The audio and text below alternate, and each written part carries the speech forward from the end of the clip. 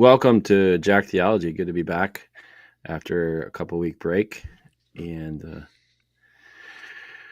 better than ever, as they say in the business. I hope Hopefully, so. I guess that remains to be seen. yeah. Um,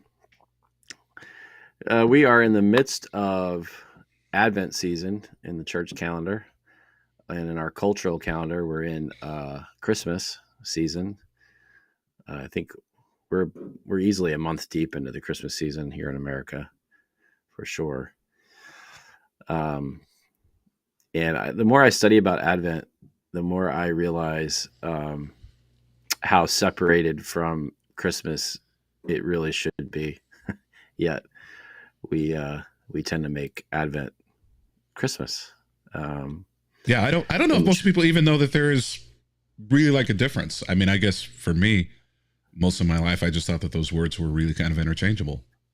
yeah, me too. I'm reading a book by Fleming Rutledge on Advent, and it's fascinating, just the history of Advent. And it was intended to be more like a Lent season, the season of fasting and waiting, and then you enter into the celebration at Christmas. So yeah, I think most churches that I've worked at, and even here, you kind of intertwine Advent with Christmas celebrations. There's a lot of peer Um, pressure too. yeah, yeah. Even if you're Uh, full Advent, there is, yeah, there's a lot of pressure to still celebrate Christmas during like dur- I was during just that doing run some up. reading. Uh, I was just doing some reading for Jones here in America in the early settlement of America. William Bradford would punish folks that set up their Christmas decorations too early. uh, yeah. So it was a real thing to wait to That's go through intense. the Advent season. Yeah, and how far have we come, right? I mean, now we celebrate Christmas November 1st. A lot of people, and I helped my buddy at a Christmas tree farm, and he said every year people buy their trees earlier and earlier. So, um, yeah, we can't wait. There's a Wait, juxtaposition. they're real trees they buy earlier and earlier. Oh yeah, yeah, yeah, Like there's a shelf life to a real tree, right? I mean, yeah, yeah. There is, but if you take care of it, it depends on what type of tree. But take care of them and water them, they last quite a long time. It's just a matter of taking care of them and keeping them fed. But yeah, the it's interesting. So Advent, it kind of means waiting, right? It's just like this idea of being patient, of waiting. And our idea of that in America is we hate to wait, right? We hate being patient. We hate waiting in line. I know even for me, when I go to check out at a grocery store, I'm eyeballing who I think's the quickest checker outer person and the shortest line and all those things. And so I think it's kind of fascinating to see how our culture has gone the opposite direction of what this season has been intended to be. Um, yeah, we need to learn well, I think it is a helpful thing to learn to wait, um, to practice that as a spiritual discipline, and then what do you do in the waiting? And that's what hopefully that I try to preach each week at our church. Like, this is what we're called to do as we wait, um, during this Advent season. So, um, and we have nice, cute words for it, which is a modern uh, kind of development. The hope, peace, joy, love. It used to be uh, judgment, hell, heaven. I forget the fourth one, but it that's was it's very odd that they wanted to move away from that. yeah. But if you Why? look at the lectionary readings, they don't fit. They actually fit more of those words than they fit. You kind of have to force hope, peace, joy into some of the lectionary readings. Yeah, and the last week of Advent was hell, uh, which I find humorous. But What's the thought um, there? I don't know. I haven't. That is a good question that I need to. I'm still exploring. I haven't completed the book, so I'm hoping that she'll answer that question. But um, probably just the idea of taking people into their depths of their sin, and then the following week is Christmas, and Yeah, the hope that we have in Christ. I And mean it kind of makes sense because there is a sense though that that final week before Christmas is hell. for, yeah, for yeah, for many of us, it's hell yeah, on earth. So it maybe is it hell. fits. I doubt that that's probably what they had in mind, but it fits. It does, yeah. It fits the calendar, right? Like, so one of the things at Christmas that a lot of folks believe still, which is fascinating to me, that Jesus was born on December 25th. That's his actual birthday. In reality, I mean, this was chosen uh, intentionally because it's the darkest time of year in the northern hemisphere. In December, it's winter solstice, and the thought was December 25th was the first day to the naked eye, hundreds of years ago, that you could actually see the days getting longer. You could physically see and feel the light, up longer. And so they chose that day, obviously, because Christ is the light of the world and all of Yeah, those things. He John 1. brings light to the dark. Yeah. And so that's why they chose December 25th, not because that's when Jesus was actually born, which still boggles my mind. People just assume that's the day he was born. Um, it was Yeah, not. they'll fight you over it. A lot of them. Yeah, yeah, it was not. Um, and a lot of I don't know if you have any thoughts on the Christmas tree. Um, Yes, I do. Colored lights, not white. those I go those are back those and are my thoughts on the Christmas tree. I go back and forth on that. Some years I like the white lights, and some years I do the colored lights. It so yeah. I grew up with very elegant trees, and so I think now I just want it to look like play school threw up on the tree. Um, yeah, so something probably more traditional. Every year we buy a few ornaments from the places that we visit as a family, or like big events that happen in the family. We'll buy an ornament if there's a graduation or something like that, or a move, or if we visit a city. And so, over the years we've amassed like 100 different ornaments.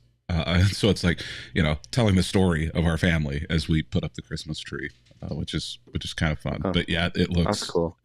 um, yeah, it looks like chaos, which Yeah, ours I is love. pretty much that way too. It's just the ornaments part of it is very random. I agree. We don't have an elegant looking organized tree. Um, but many cultures had some form of evergreen wreaths, um, in their homes at this time of year, or a tree. Um, doing a little bit of research on it, it's like it was mostly used by pagan folks, but the idea was that new life is coming, right? And I think that was an easy way in which the church adopted the Christmas tree, obviously, because through Christ, new life is coming. And so we know Adopted, that, stole, yeah, stole. co-opted. No, people Yeah. get into fights over these things, though, right? I mean, Yeah. was this a pagan secular tradition or was this a Christian tradition? And Christians, bless their hearts, we have we have the ability to make anything and everything a Christian story. Like, we used to get candy canes as kids in Sunday school, and they would have these papers attached to it. It's like the shape of it stands for the shepherd's hook, or other ones would say it stands for the J in Jesus. Jesus. Yeah. Jesus. See, you know the story. But like, which is it? Is it the shepherd's hook or is it Jesus? And people are like, well, it's Both. That was the way they made it. It has three stripes on it, which stands for the Trinity and the cross. And there's one larger stripe because that's the Jesus stripe, and it's red and white, because it's the blood, and then washing you white as snow. And I'm like, oh, for the love of God, no, Christians, we can co-opt anything and put a narrative on it. Which I don't know. I don't know that that's necessarily. I don't know that that's necessarily a bad thing to give meaning, to things and tell stories around whatever objects are around. But going to blows and having fights, with atheists or with other people over, whether or not the Christmas tree or the wreath or lighting candles is a pagan tradition or a Christian tradition. The answer is yes. It's both. I think. So much of the history is lost, and so many of these things are interconnected that they're really, I think both are true. Yes, these traditions are Christian traditions, and yes, these traditions are pagan traditions, and which started them. I think both, in a lot of sense of these things. It's just a melting pot of things over the years. And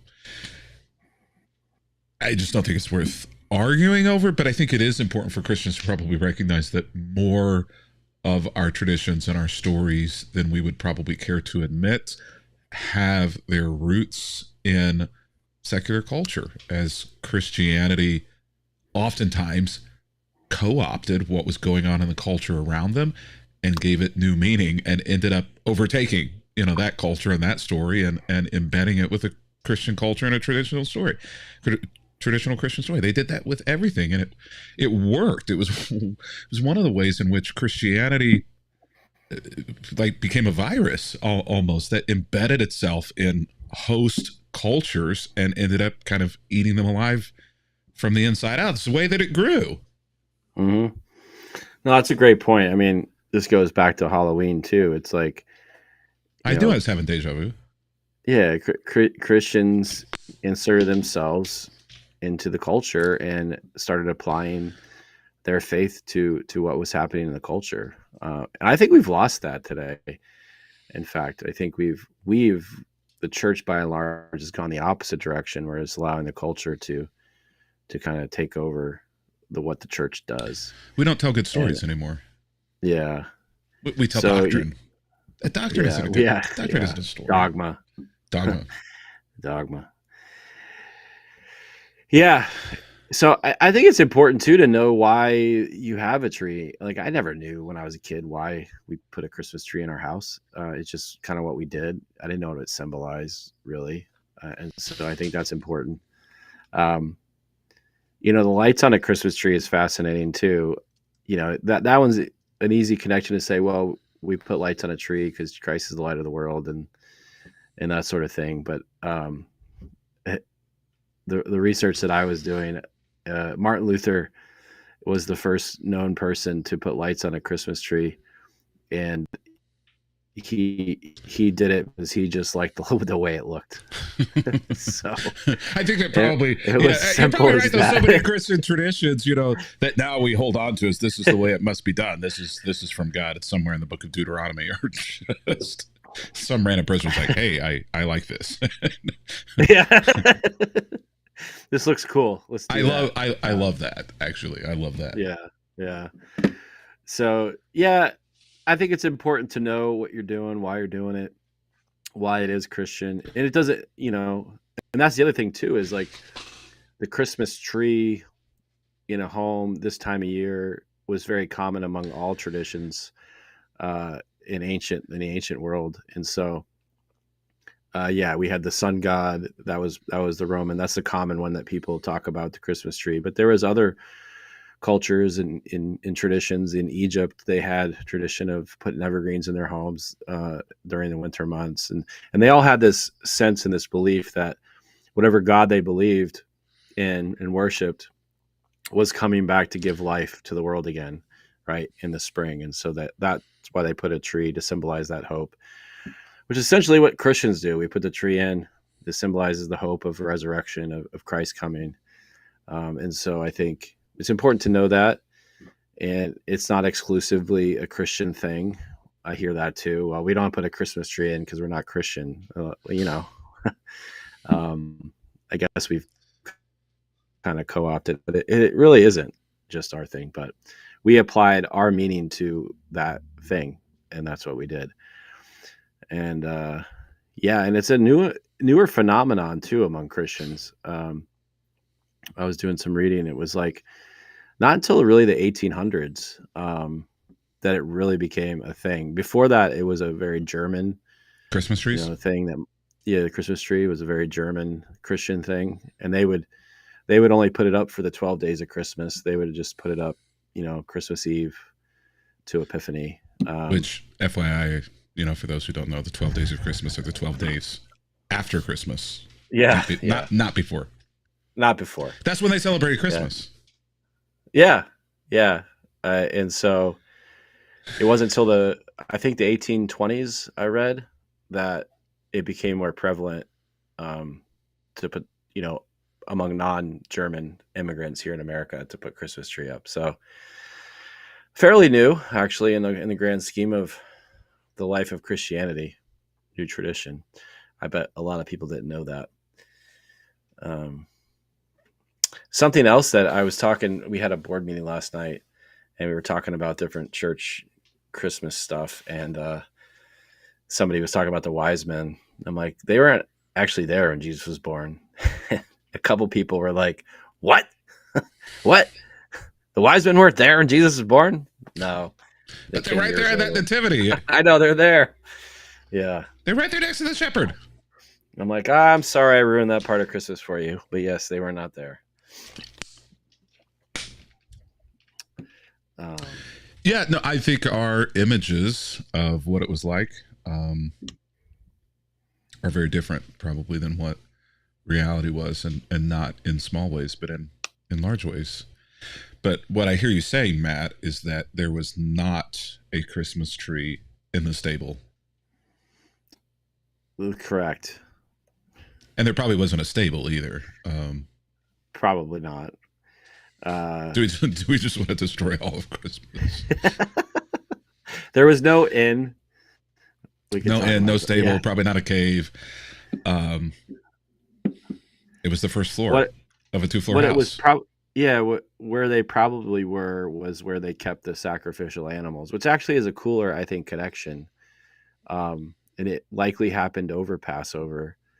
And I actually love that connection that Christ was born in the where they kept the Passover lamb that they would bring to the high priest during Passover to be sacrificed, and that's where Jesus, I think, he was born.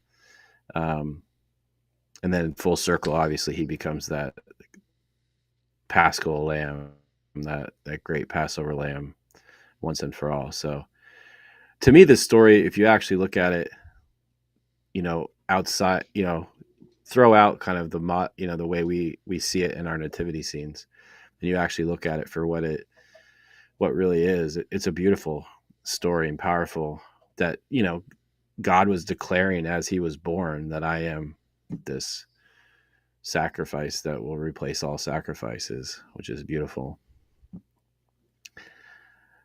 Yeah, but when you tell people there is no end, they get really confused too. I think a couple years ago I decided to start leaving that out of the how I tell the story. What? Well, I it thought, just I thought, it's confirmation for us how powerful stories really are.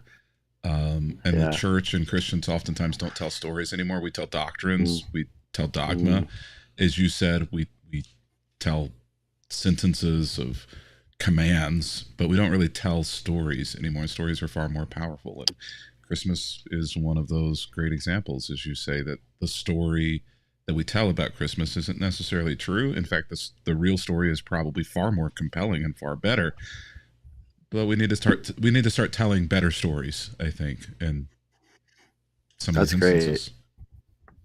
That's a great point. Um, become a storytelling people. Yeah, I like that. Um, I was listening to something the other day, and it was a profound statement. They said Luke said nothing different after chapter 2 of the book of Luke in either Luke or Acts, and he said that was all his theology was in Luke chapter 1 and 2, and the rest of the book was just stories fleshing out that theology. Hmm. And that kind of goes to your point that like Jesus just kind of lived a story, and the gospel writers told the story of Jesus, and Jesus obviously told a lot of stories. And yeah, I think you're right. We have lost that. We've turned it into if you don't believe these certain doctrinal things, then you're on the outs. This, the way I believe them. And many of those doctrinal things Jesus never even really talked about. And then we draw huge lines in the sand over them, which is fascinating. Which is also why I think people leave Jesus out a lot of times, right? Yeah. People don't want to talk about Jesus because he doesn't talk about doctrine, Yeah, no, dogma. it doesn't resonate much. We become a people who's, I think, a lot more interested in the what rather than the why or the how. Paul, doctrine, dogma, a lot more focused on the what. This is what you believe. But, what we see really throughout all of Scripture, it's with Jesus and the heart of God, seems to be a lot more.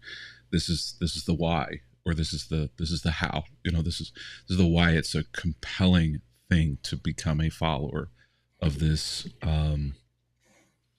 rabbi Mm. Jesus. This is the how, rather than just what. But Christian states just what. What do you believe? What is wrong? With what you believe. That's not who Jesus was. That's not what Scripture is, and it reflects itself in the way we interact with our stories. We don't know our stories. We just know our facts, and our facts are wrong. Yeah, yeah. I've encouraged our folks. I don't know what you've been doing. I should watch some of your stuff because your church is online. Um, but I've encouraged our folks to really engage in the story of Christ this Advent season. To like, I did a challenge for folks to read the book of Luke when Advent started. There happened to be 24 days of Advent, and Luke is 24 chapters. So I said, hey, just take a chapter a day and really engage in this, the story of Christ and how he lived and what he was about.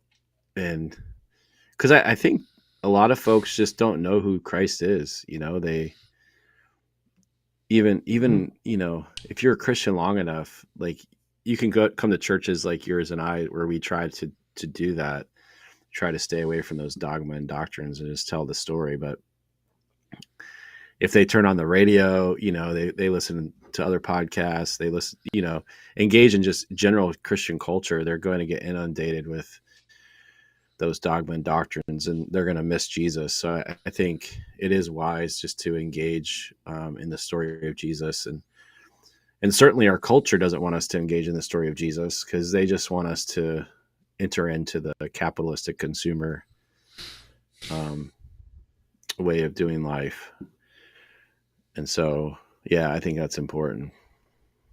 Yeah, I think that's interesting what you said there. That many people, I forget how you framed it, but miss Jesus, and I think that happens a lot at Christmas. A lot of folks feel as though they're interacting with Jesus, but the Jesus that they're interacting with is more one of their own creation rather than a poor brown kid who ended up being a refugee, um, who had a lot of things to say speaking against power structures, and from the very beginning was in the crosshairs of empire. Mm.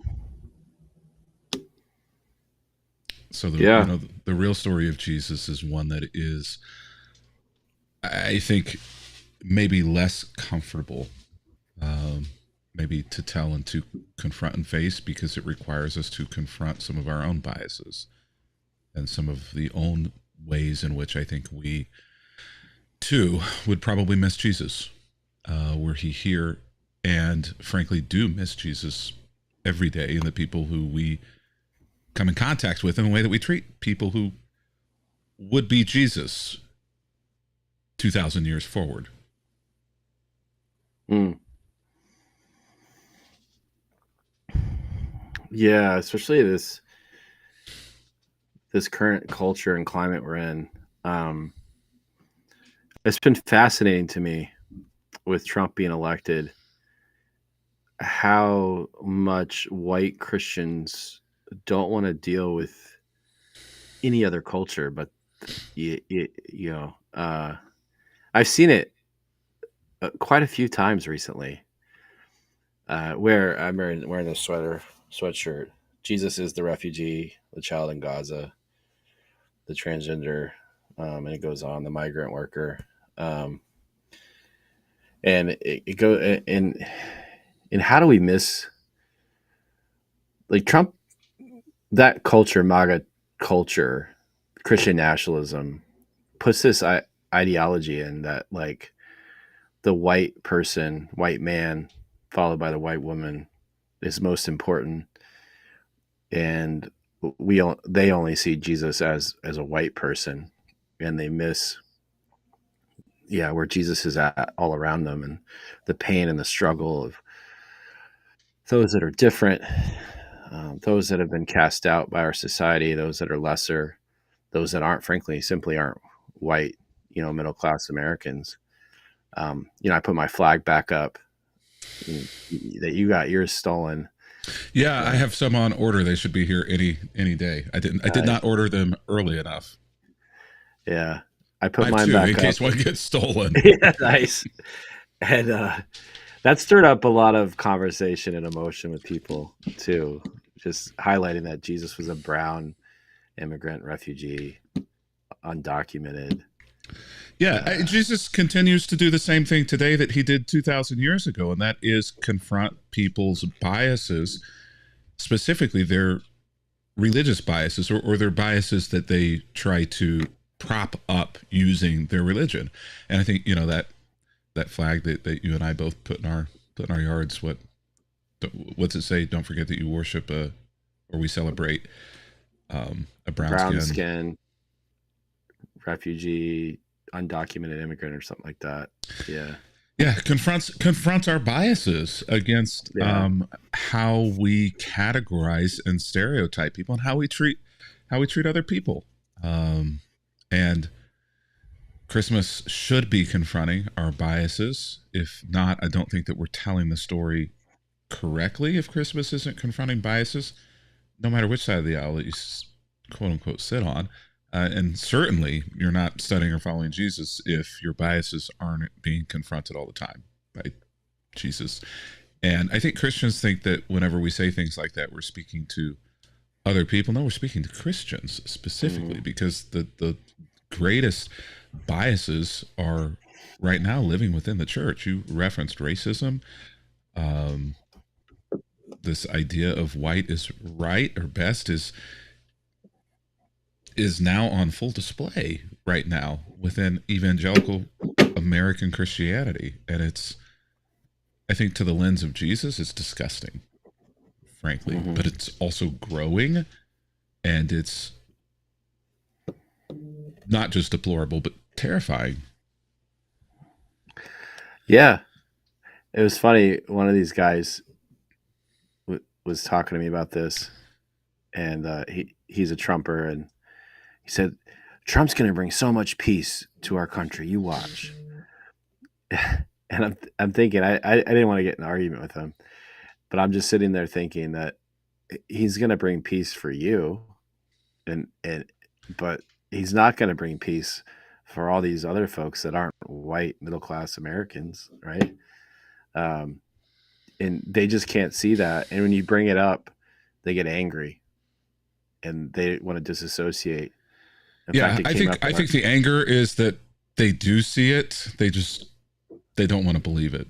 That response, yeah. that anger, that rising blood pressure, that frustration, means I actually do see this. I actually do feel this, but I'm rejecting it. And I am angry at you for holding this mirror up and forcing me to confront Mm, this and to deny what I know is truth. yeah, that's good.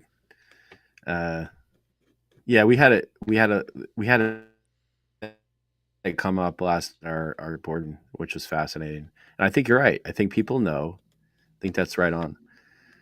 Know the right thing, and when they're confronted with it, it angers them. It triggers them.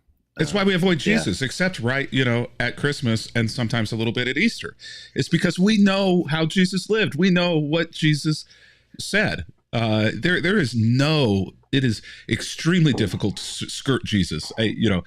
Maybe one reference to a sword that is taken out of context, but it is extremely difficult to take Jesus out of context from the life he lived and the way that he lived it and who he hung out with. And so, this kind of complete avoidance of Jesus um, makes Yeah.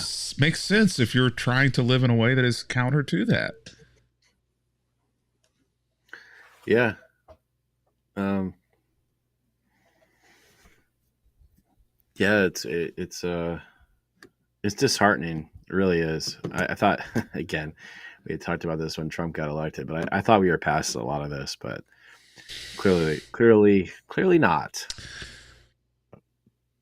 Yeah, I think it will. I think it will probably exceed my lifetime. Um, I fear that a lot of this racism and bias that we're seeing in the U.S. evangelical, U.S. American church, um, is here to stay probably for a long time, unless there is some catastrophic um, way in which we are confronted with the error of our thinking on this. Something like World War II, something like Hitler. I mean, something like where there is, at the end of the day, there is nothing for us to do but to confront and change, or else. And short of something of that catastrophic and global kind of event reality, I don't know that I see the U.S. American church changing its direction within my lifetime.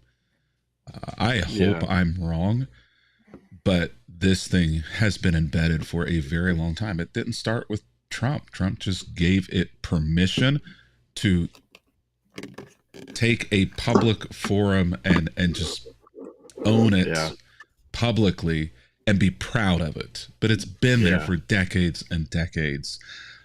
It's not going away. And people are falling into it every single day. And they're falling into it usually through the gateway drug, unfortunately, of their politics, what they consume, who their influencers are. And unfortunately, that includes a lot of pastors and churches who are falling into it as well, which is the same thing that happened in Germany. Yeah. I mean, you and I see it online. They're still kind of fringe, but the extreme Christian nationalists, I can't tell the difference between them and Nazis. In fact, there is no difference, out. frankly. There is no quantifiable, remarkable, or operational difference between Christian nationalism and Third Reich being a Nazi. There just isn't anymore. And they are becoming closer and closer and closer together with every passing week. Mm-hmm. I mean, 2 weeks ago, it was like Holocaust denial, or at least Holocaust questioning. Now, it's not, now they're using scripture in order to say that Jesus was anti-Jewish, that Jesus was anti-Judaism. That the Talmud, he hated Jews. That he hated Jews. And so it's just, it's same story, different century. It's fascinating. Calvin Robertson from England having a conversation with Joel Webbon. I didn't think that I could think any less of either one of those individuals until I saw that they had a conversation with each other. And now I'm like, now I think even less of both of you. And I didn't even think that was possible, that you two are in each other's orbit. What century am I living in? Having a conversation about Jews and the problems that Jewish people are causing. Do you hear yourselves? And then you're trying to use the Bible. First of all, you're a pastor or a priest. Pull off the collar, okay? But then using the Bible, using my Jesus in order to do that? Are you insane? Yeah. Are you insane? And I think the answer is yeah. And we're going to, within a decade, this is my prediction, within a decade, we will see another Jim Jones. We'll see another David Koresh. We will see cults begin to rise within the church. But my worry is that it will not be as localized. as those are, because those happened in a time when there was no social media. Their influence Yeah. was Yeah. limited. Their influence was limited to place and word of mouth in a lot of ways. Now, with our interconnectedness, not just regionally, but worldwide, these cult movements will be dramatically larger and dramatically more effective at wooing away large portions of people, maybe generations of individuals away from the true gospel. It's terrifying what cult leaders Hmm. could be able to accomplish utilizing the interconnectedness that we have now. Uh, our discipleship is at an all-time low, I think, within the American church, because we're not teaching the real story. We're not teaching Jesus. All we've done is teach empire. Uh, at worst, a little bit of doctrine at best. Um, it's I think people get old, they become doomsday prophets. Things get worse. Back in my day, things were so much better. I'm not really saying that, but I am saying the recipe is there for there to be a lot of difficulty, I think, for the church ahead. And I think Trump is a great example, not of how bad things are, but how bad things will be and can be. He's small potatoes, I think, compared to what the church will do on its own in some sectors, and is already doing on its own in these sectors with Joel Webbin and Doug Wills and the infighting that's going on now there. But yeah, you even have more mainstream guys like that Josh Howerton, Yeah, large megachurch that pastor, huge influential church in preaches it. Dallas. Yeah, You have Mark Driscoll as well that preaches a lot of this stuff. So it is, you have these more extremist niche guys, but I was just looking up Joel Weebin's YouTube page. He's got like 120,000 subscribers and gets around 10,000 views per video. I mean, some of those views probably are guys like us, like watching me, like, what the heck is this yeah. But I going got to on tell here? you, guys like But us who are not strong in their faith or strong in the spirit are wooed away by those things as well. Hey, I'm just gonna tune in here, and and they end up falling into it. Which, but nobody talks yeah, like Joel Webbit. Like, that's like, he there's no way he talks have like you that. That is a stage voice. yeah, have you noticed he changes his voice for these videos? Yeah, he It's so does. weird. Yeah, because I've heard him in clips where you could tell it's normal, but when he's on and you could tell he's kind of reading from a teleprompter, his voice is odd. It's very different. Yeah, it's weird. It's all showmanship. Yeah, yeah. Um, yeah. So Christian nationalism, a great way to defeat that is to point people to Jesus, because Jesus was anti that. He was pro starting his own kingdom that didn't use the power systems of the world. And Christian nationalism is all about taking over the power systems of the world, and that Jesus was and completely anti that. Actually, that is part of the lectionary text for this week with John the Baptist confronting those power systems, Yeah. and yeah, he was completely opposite of that. Yeah, So I mean, it was a completely upside down kingdom. The first shall be last, the last shall be first. Um, that is an upside down kingdom from the kingdom of the United States of America, from the kingdom of the empires that we create here. As you say, it's completely opposite of that. But what are we buying into and trying to build? We're trying to build a Christian nation, which is 100% total opposite of what not only what Jesus did, but what Jesus told us to be doing. hmm yeah. Um, Yeah, that's a good place to land this. But I wanted to talk about some news items that are probably somewhat connected.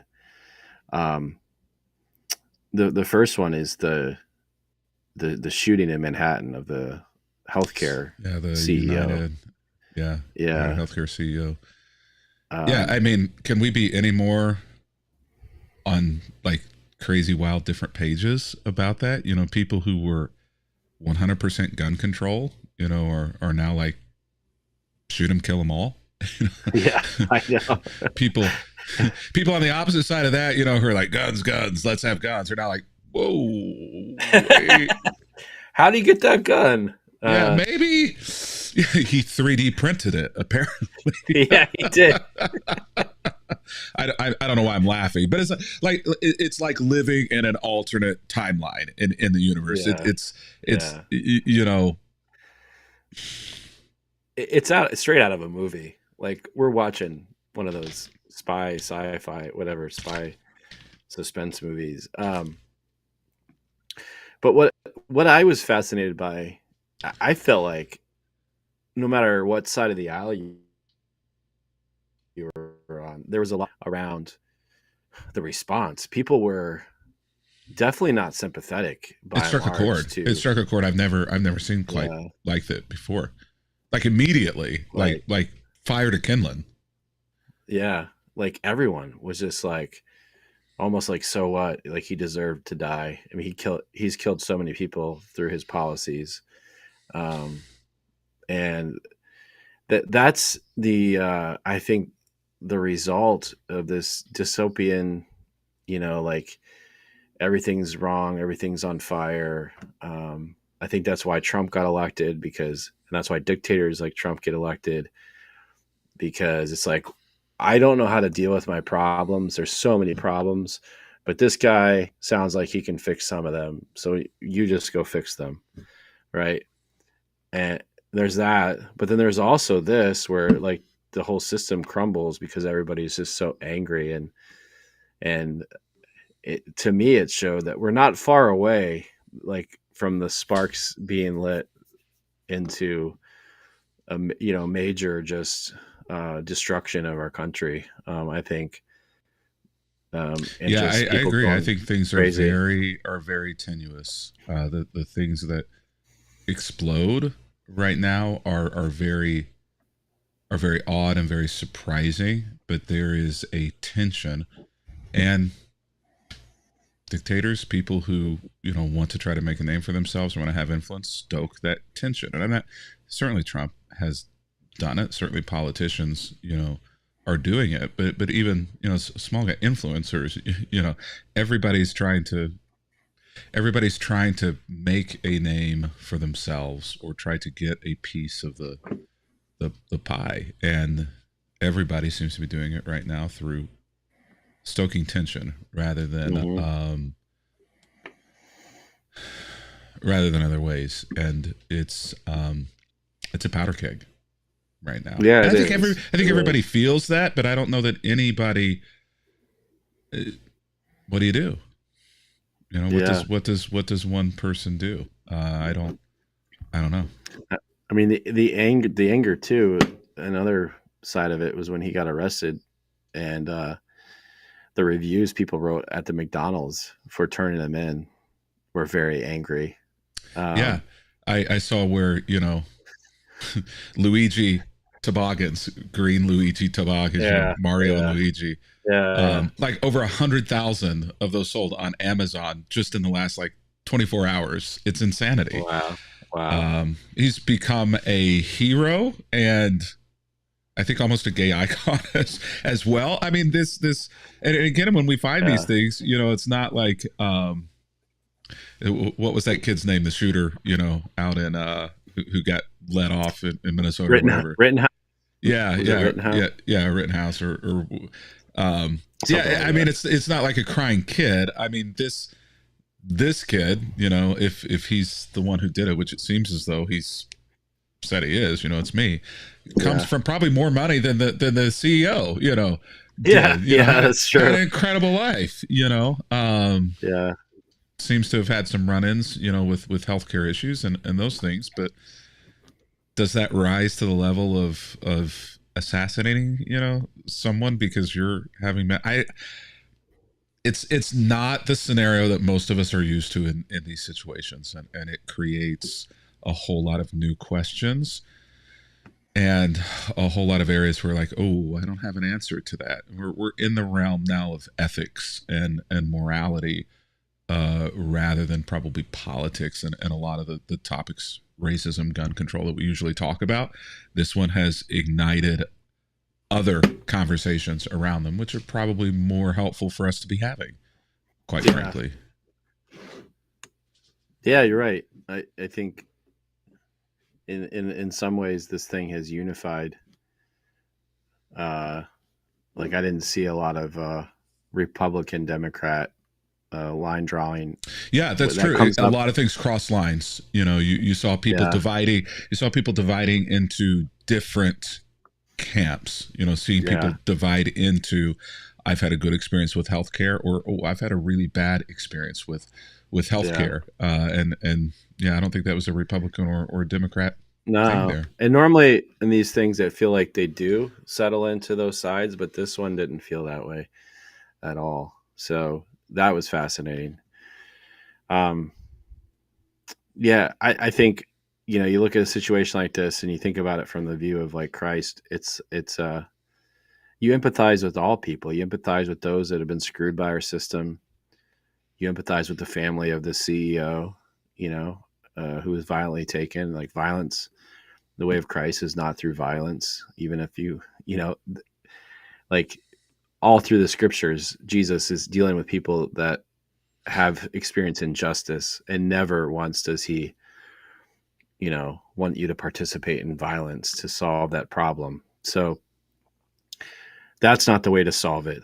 Uh, and so I think, the way of Christ is to lay down our life, is to serve, is to sacrifice, to do what needs to be done to make the world a better place, to deal with these injustices, to get involved, to use your passion in those ways, to call people to a new kind of system, right? Not built on mammon, money. I mean, that's really what this is about. Like, you get denied healthcare coverage because the CEOs have to present earnings to their Yeah. investors or they lose their jobs, right? Yeah. And so the only way to do that at a certain point in our capitalist society is to cut expenses. Like, there's only so much growth that can happen, right? And so eventually you kind of reach that peak where you got all the clients you're going to get. And so then what's going to happen next is you have to cut expenses. And in healthcare, what is that? It's, well, I mean, right. Thank God that this like created a firestorm, but that one anthem was like saying they were going to cut off anesthesia and surgery. like, uh, they were going to cover entire surgeries. Like, are you kidding me? Well, it's like, so now you got to wake up early, or you wake up and you get an extra $10,000 bill you didn't think you were getting. It's just ridiculous. Yeah, I know. I think And it so, points. Yeah, it points to this idea that our system, capitalism, is not built on what is best for the people. And other countries have had made changes and do things different ways. And this topic about ethics and the healthcare CEO and the fervor, I think, points to this idea that there are a lot of us who think people should be better taken care of, which is very rare, usually. Let's be honest, especially for Republicans, to say that people are more important than profits. But a lot of Republicans are saying that right now because they've experienced what happens whenever a company like United Healthcare or like Blue Cross Blue Shield Anthem or which puts profits, ahead of people. Yeah, I was watching at the gym today. There was this row of televisions there as I was working out, and Fox, I think, Business was on, and I couldn't hear it, but the CG at the bottom said that Amazon is hiring an executive protection manager. And I thought about that. And I thought, wait, what is an executive protection manager? And I thought about it. Like, oh, okay. So CEOs are starting to get really concerned that they may be the next target of somebody just walking up with a Yeah. random 3D printed gun, and I would be concerned too. But I just thought it was very fascinating, um, the optics of, not saying it's right or wrong, but the optics of Amazon. What's in the news is they're hiring somebody in order to protect their executives rather than doing something that, in the court of public opinion, hey, we're going to offer this additional benefit in healthcare to our employees.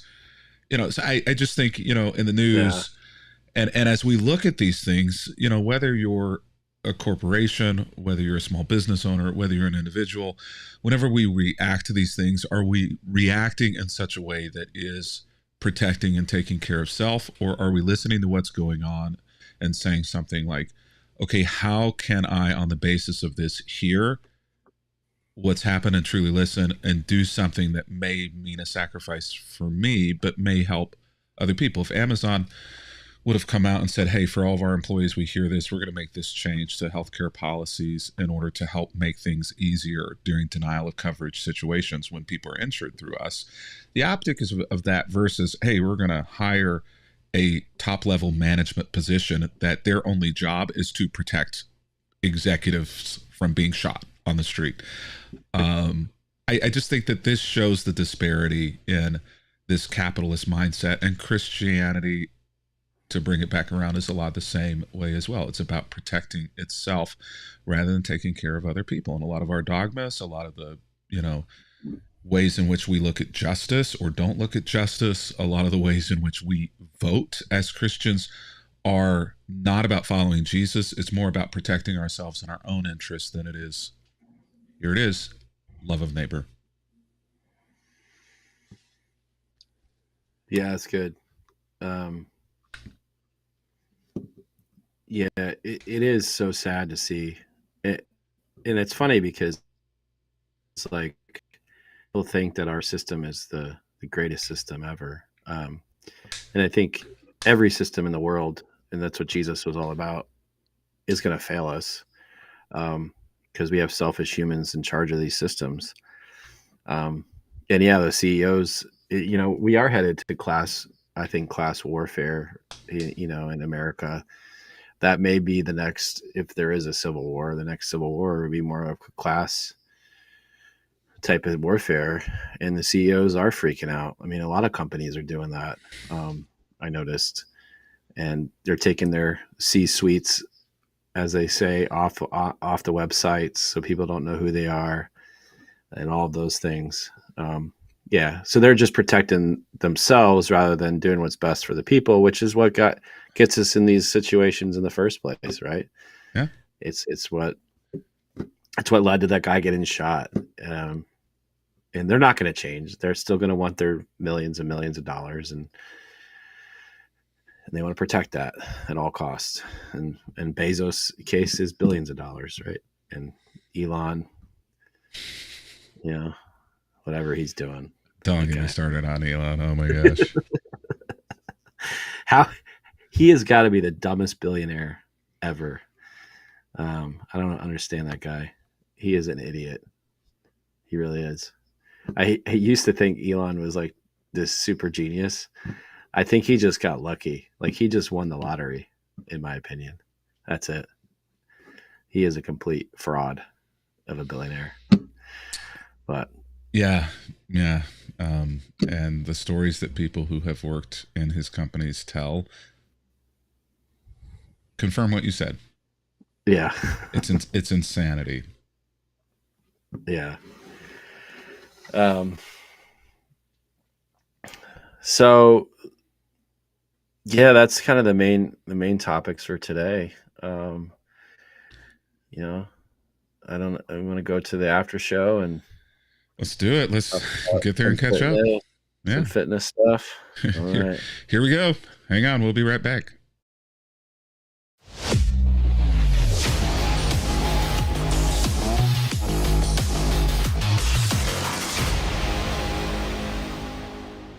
All right. Well, welcome back. This is the after show, the part of the show where Matt and I spend a few minutes giving an update and talking about, grousing about, depending on the week. The state of our fitness journeys. Yeah. So how? I don't feel like it's a fair question to ask in December in between Thanksgiving, to Christmas. I don't believe that calories really should count, but they do, unfortunately, and usually the count is pretty high. And I don't think that anybody should be asking. But how's the fitness going? I know you've been struggling with a knee, with a leg issue. How's all that, man? Yeah. It's been good actually. I'm not counting my macros. I'm not doing that to myself during this season, but I am eating clean, as clean as I can be. And I think it's because there's lots of cookies and snacks and treats this time of year. So I don't want to feel guilty when they come up. So all the other times I'm able to eat clean, I've been eating clean, and I've been pretty good about it. So I admire your dedication. hopefully I can keep doing that. But I did see this calendar in where it was like Monday through Friday. It was like one of those color coded calendars in December, Monday through Friday. Eat well the first couple weeks, and then the weekends you eat okay, and then uh, the days leading up to Christmas, the few days leading up to Christmas, you're eating worse and worse, and then post Christmas to New Year's, you're eating like a pig. And I imagine that's how it's going to go for me.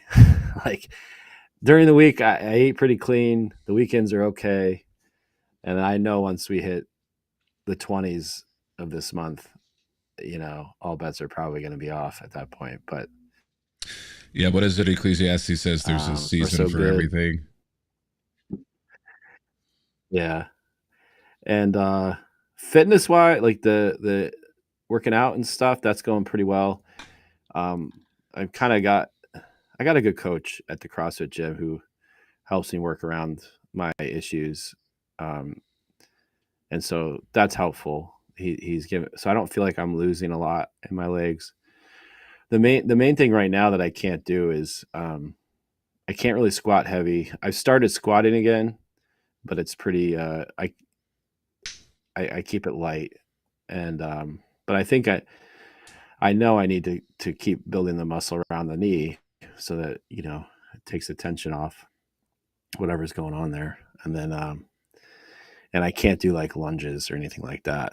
Um, so we work around it, and so I still getting work done, and the bike. I don't know if I told you that I can't ride the bike, which is Oh, weird. that's so sad. Yeah, but I like the bike because I'm good at it, Ah, and well, so then I'm sorry. I truly am sad yeah. then, without all the sarcasm.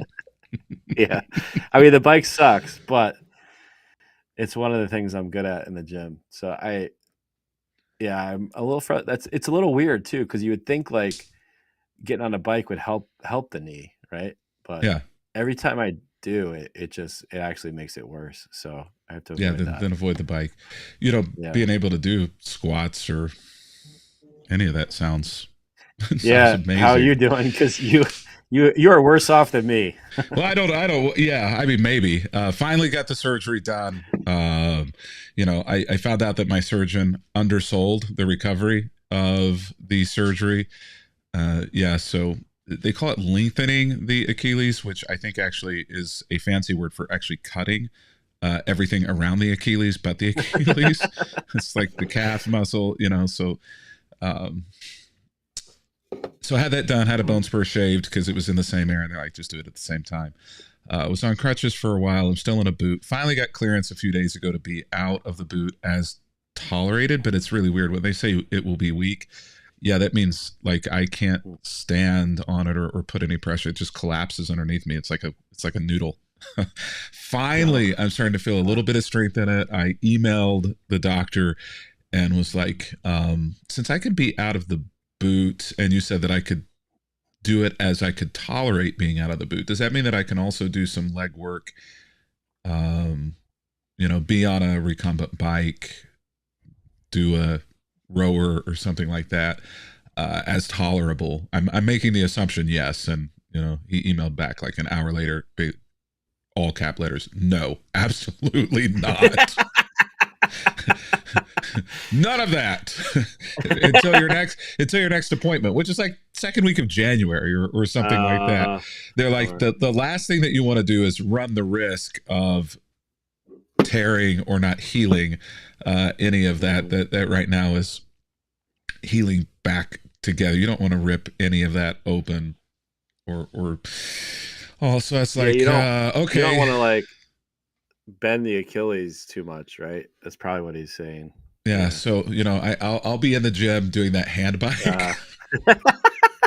You're truly an old man. I truly am an old man. Yeah, my coach, my coach, who I pay far too much right now for the work that he's doing because I can't do anything. My coach is like, well, if you can't do any of those things, you could just do the hand bike thing in there if they have one. And I'm like, yes, they do, and I've never seen anybody on it because even the old people avoid that. They're like, no, I may be well gone in my ability to do anything in my 80s or 90s, but I'm not that far gone. It's always in my gym. It's always the old man who's wearing a collar, like jeans or slacks, and he gets on that. So they're always not dressed for the gym. It's so yeah. funny. So I don't know, Matt. I don't know if I just skip cardio, for the next 3 weeks or 4 weeks, or whether or not I just go ahead and swallow my pride and do the hand bike. It was hard enough to swallow my pride. I really can only do 4 machines there. I'm avoiding any free weights, any dumbbells, any bars, because I don't want to do anything that's going to require any level of engagement on the leg. So, I'm on the Nautilus, equipment row on the circuit, and there are like 6 of them that I can do. So I show up and I sit there and go one by one through the machines. I get in, the row behind the 80-year-old lady who looks really good for 80 years old, and in front of the 60-year-old man who looks really bad for being a 60-year-old man, and I'm there sandwiched in between, just pressing them out. Yeah. But those do work. You could do work on those. Yeah, the hard part is I don't know whether or not the surgery is successful. So, I keep like trying to assess. I'm like, can I move this more? Is that's a bummer. There's still a limp there, but is the limp there because it's weak, or is the limp there because the Achilles isn't able to stretch in its full range of motion? So I'm holding my breath, and if all of this like 7 months worth of trauma and recovery was for nothing. Yeah. I don't.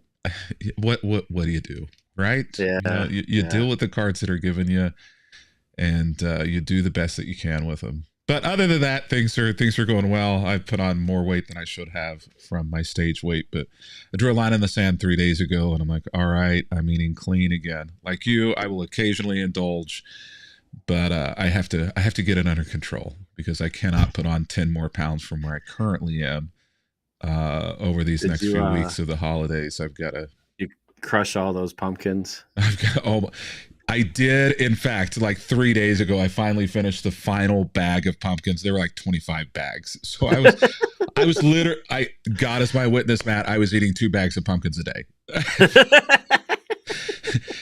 And I'm not, you're not counting macros. If you ever look at the back of one of those nutritional informations of one of those, I had to be eating like 800 carbs a day just in pumpkins. Yeah. Oh, Lord forgive us. Well, hopefully next time that we are together, we will both be doing a little bit better and maybe a little bit lighter, but if not, hopefully not 10 pounds heavier. Yeah, definitely. And if so, if we are 10 pounds heavier, may it all be muscle. Yeah, that would be good. There you go. Unlikely, but who knows? Who knows? All right. Take care, man. Have a good week. You too.